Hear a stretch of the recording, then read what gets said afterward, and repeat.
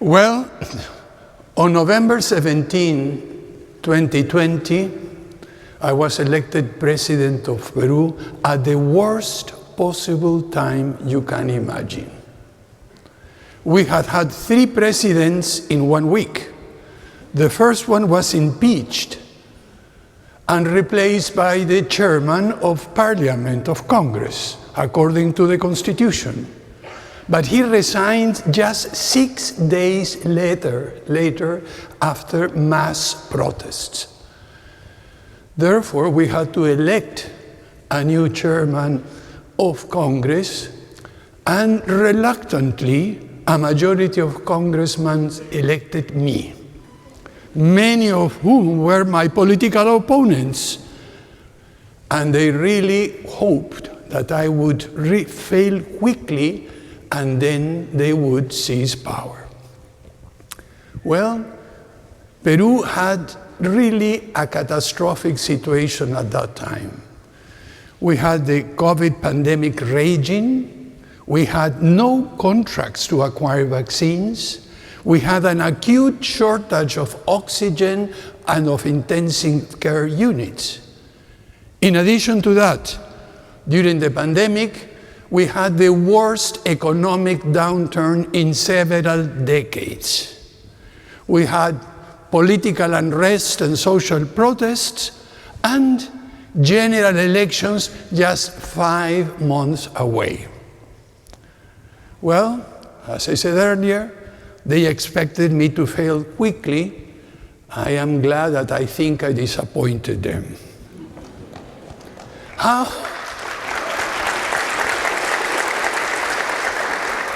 How to cope with such a situation, how to deal with such a mess? Well, the first thing I did was to adopt a different style of governance, a different way of exercising political leadership, of exercising power and authority. The main objective was to recover trust in government and to instill some hope of the future in that very complicated and difficult situation.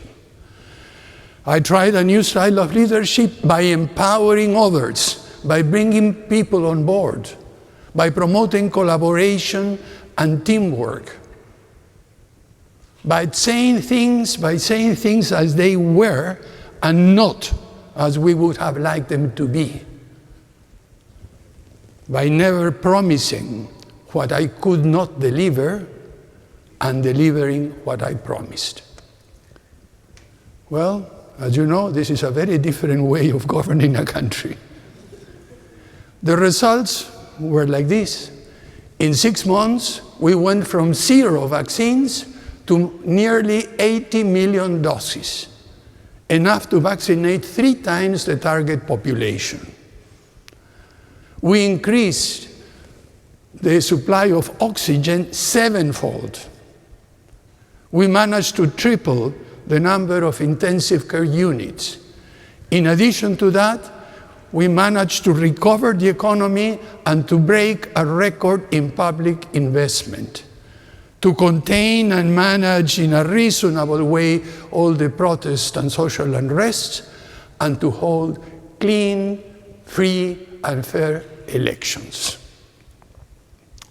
Well, as a result of that, the most important thing that we did was to show that you can govern a country honestly, that you can do it effectively, and that in addition to all of that, you can restore trust. By the way, I started my term with around 30% approval rate. I ended up with close to 68 months and 10 days later. While one is doing that, when one is making decisions all the time, you have no way of reflecting on what you're doing and why you're doing it. But fortunately, after leaving government, I had the opportunity of doing so, of trying to figure out how is it that we did what we did. Well, The answer, it's not simple, but let me try to summarize it from you. The first thing that you have to do in a new style of governance, a new style of political leadership, is to seize the situations that you face. Are you facing a circumstance, a problem, or a condition? If it is a circumstance, it's something relatively simple. The rules are clear, established, and therefore you have to simply follow them and solve and deal with the matter quickly. If you have a problem that's slightly more complicated and more difficult, a problem requires looking at multiple causes, looking at how things shape and interact with each other, bringing on board different people, but lo and behold, you can find a solution in a reasonable time. A condition is a much more complex mess. It is a convoluted set of influences, interests, happenings, many things happening at once that have long historical roots and projections into the future that are quite uncertain. And they cannot be resolved. The best you can do is to find a way around them and gradually hope you will overcome that condition. That was the first thing. Why is it important? Because it depends on whether you are facing a circumstance, a problem, or a condition. It depends the amount of energy, effort, time, and resources you put to face the situation is very different. You remember the adage to use a cannon to kill a fly? Or to use a fly swatter to face a tiger? This is what happens when you mistake a condition for a circumstance and a circumstance for a condition. That's the first thing. The second thing is to realize that every time any of us makes a decision, we're putting together three strands of influence, three sources of influence that feed into our decision-making process. These are our mindsets, the evidence, and our character. Mindset is the repertoire of concepts with which you apprehend reality and the ways in which you process those concepts. The more concepts that you have, the finer the distinctions you can make and the better the grasp of the world that you can get. Evidence is data and information. Data is relatively simple. You agree on how is it you are going to measure something, most of the time quantitatively, and you get hard data. Information refers about the situations you are in, the behavior of others, their interests, their objectives, and you, in evidence, put together data and information. That's the second source of influence. The third one is character. Your values, your attitudes, your likes and dislikes, your preferences, your aversions, all of that, which give meaning and significance to whatever you perceive through your mindset and evidence. Now, you put all of them together through integrative judgments that intertwine and really mix mindset, evidence, and character to reach an outcome that tells you the direction that you want to go, the course that you want to follow. But think about it. When you do that, do you accept the first outcome that you get? Usually not. You go back and ask yourselves, have I used the right concepts? Have I considered all the relevant data and reliable data, taking fake news and fake information out of the scene? Have I considered my own values and those of others in a significant way? And then after doing that and going once or twice, you say, enough. Let's reach closure. We have to do something and to move ahead. And from then on, you really decide the direction that you're going to go. Putting together mindset, evidence, and characters through integrative judgments to reach an outcome is precisely the art of governance. Why? Because in addition to asking whether you have the right information, whether you have the right concepts and the right values together, you think, does it look right? Do I like the outcome? You bring other considerations into it and think about any decision, important decision you have made recently. It makes you uneasy sometimes. These are aesthetic judgments. Does it look good? That is something that I really prefer. And then you go back and back through the art of governance by making integrative judgments. This is the result of reflecting, and in a very abstract way, what is it that I did during my presidency. Let me give you just 3 brief examples to tell you how these things came together. These were the general elections we had 5 months after I took power, the process for acquiring vaccines, all the negotiations that we had to make, and finally, how to deal with social protests and unrest. Elections were a circumstance. The rules, the electoral rules were clearly defined in advance. Timetable was set up. So therefore, the mindset that I had was simply the rule of law, follow what has been established, and that's it that we did. So you didn't have to think too much about it. The evidence was the result of the elections by the electoral authorities, confirmed and corroborated by international election observer missions. So that was our evidence. And our character was basically the respect of democracy, the respect of the will of the people. The outcome was a bit complicated. Why? Because the election was very, very close, but it was clean and fair. So therefore, we recognized the winner of the runoff in the presidential elections. The winner won by 50,000 votes with about 18 million voters. And of course, the loser basically said, fraud. And I think you're accustomed to that here. Anyway, this is what happened. We stood firm, and the outcome was that we really respected the results and the president took over. But that was just a circumstance. Acquiring vaccines and negotiating vaccines was a real problem. First of all, we had to conduct parallel negotiations with several laboratories in a very short period of time.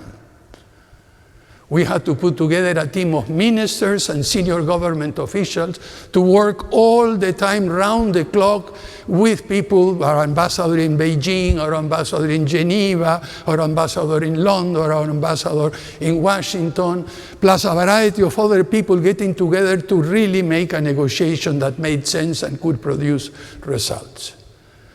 What was our mindset? Well, it was the result of getting access to the concepts and ideas that told us about what vaccines were about, how were they produced, how many types of vaccines were they, what was the efficiency and effectiveness of a vaccine and how could you use them, and so on. So we really had to understand as a team the whole process of producing vaccines in order to really be able to negotiate properly.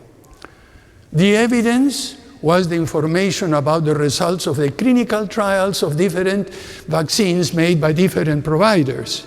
But not only that, also what were the negotiating strategies, their contractual conditions, their time they could supply different amounts of vaccines to us. We got all of that information in the negotiating process.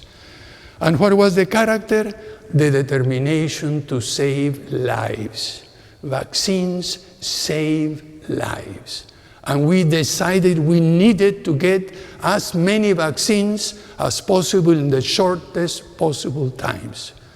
When negotiations got very difficult, and I remember two of my ministers saying, there is no way we should continue negotiating with this laboratory, I said, the heck with it. We'll continue on negotiating, and we found a way of meeting conditions, contractual conditions, that were acceptable to both. That was the net result. As I mentioned before, we got enough doses of vaccines to save, we got millions of doses to vaccines, many, many, many lives. In addition to that, part of our character was to make sure that the vaccine was made available to everybody free of charge, completely, and without privileges for one group or another, in spite of receiving more than 100 requests for special treatment. We created an ethics committee that defined a sequence of assignation, not a priority, because every citizen in my country has the same priority. But we defined a sequence based on the vulnerability of people, and we applied it in there. That was a problem, and we solved it during a short time, the short time I was in the presidency. Now, if we get to a condition, social unrest and protests were a condition. First of all, they are very complex, very varied, involved a lot of different parties and interests and conflicts of different types and so on and so forth that have long historical roots and that project into the future. There is no way you could solve them, especially if you have just 8.5 months in government. What was our mindset? To accept that. We knew from the beginning the difference between operational conflict prevention, violent conflict prevention, and structural conflict prevention. The operational, basically you try to stop a conflict to become violent. The structural preventions mean changing all the root causes. We had no time to do that. But we really focused our efforts in preventing conflicts from turning violent. That was our mindset. What was the evidence? Well, we got evidence and information and data from mass media, social networks, and of course, intelligence operations and intelligence service that I had at my disposal. This allowed us to know what was happening on the ground almost on an hourly basis. Not only that, it allowed us to understand what were the motives, the motivations, the objectives, and the attitudes of the different parties. We managed to solve that, not solve it, but to deal in terms of that information reasonably well. And what was the character? The character was basically that we considered that preserving human lives was an overriding priority. Preventing violent conflict, resolving it in a peaceful manner. That was our main consideration. And not only that, in addition to all of this, we tried to figure out how is it that we could set the basis for a resolution, transforming those conditions into problems that could be resolved in the near future. What was the outcome? Well, a mixed bag. We managed to solve one or two, others we managed to contain, and frankly, others we just simply had to postpone. We had no time to deal with them. So, this is the way in which we put together, in these cases, the concepts that I just described to you in an abstract manner. First, to decide whether you're facing a circumstance, a problem, or a condition. Second, in each case, to put together through integrative judgments your mindsets, your character, your evidence, until you reach an outcome that after revision leads to a closure, leads to a satisfactory outcome. This is in essence the art of governance, the art of exercising power and authority. By the way, each of you does that all the time. Every decision that you make, without being conscious or not, you're putting together your mindset, the set of concepts, the way you see the situation, the evidence, the information, the data that you received, hopefully reliable, and your own character, your own values, your considerations for others, and so on. You do that all the time in every decision that you make. But we very seldom think about it. We very seldom reflect on what we do. I'd urge you to think about the important decisions that you have made in your life and learn from the process of putting together mindset, evidence, and character. Improve the art of your personal governance.